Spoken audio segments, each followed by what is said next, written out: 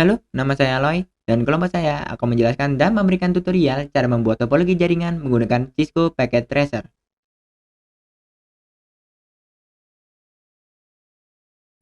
Sebelum itu, teman saya akan menjelaskan apa itu Cisco Packet Tracer.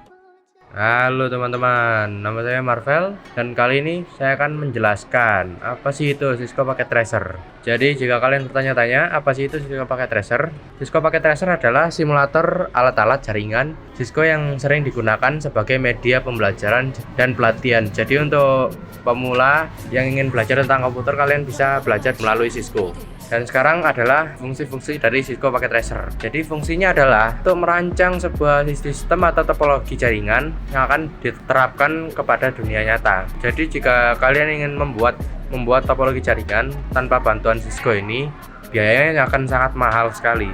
Jadi saya sarankan untuk menggunakan Cisco Packet Tracer tersebut. Oke, jadi ini dia fungsi dan penjelasan dari Cisco Packet Tracer tadi itu. Dan sekarang teman-teman saya ini akan menjelaskan apa saja tombol-tombol yang ada di Cisco Packet Tracer ini. Halo teman-teman, hari ini saya akan menjelaskan tombol-tombol yang ada di Cisco Packet Tracer yang sudah dijelaskan oleh teman saya. Yang pertama adalah tombol power yang digunakan untuk menyalakan atau mematikan perangkat. Yang kedua adalah tombol reset yang digunakan untuk mengembalikan perangkat ke konfigurasi awalnya. Dan yang ketiga adalah tombol konsol yang digunakan untuk mengakses konsol perangkat. Dan yang keempat adalah tombol Ethernet yang digunakan untuk mengaktifkan atau menonaktifkan pos Ethernet pada perangkat. Dan yang kelima adalah tombol fast Ethernet, sama seperti tombol Ethernet namun digunakan untuk port fast Ethernet. Dan yang keenam adalah tombol gigabit Ethernet, sama seperti tombol Ethernet namun digunakan untuk port gigabit Ethernet.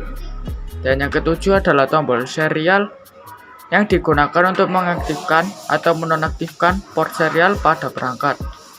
Dan yang kedelapan adalah port subinterface yang digunakan untuk membuat subinterface pada sebuah antarmuka. Dan untuk info tombol lebih lengkap lagi bisa dijelaskan oleh teman saya. Tombol ulang adalah digunakan untuk membuat atau menghapus ulang pada perangkat.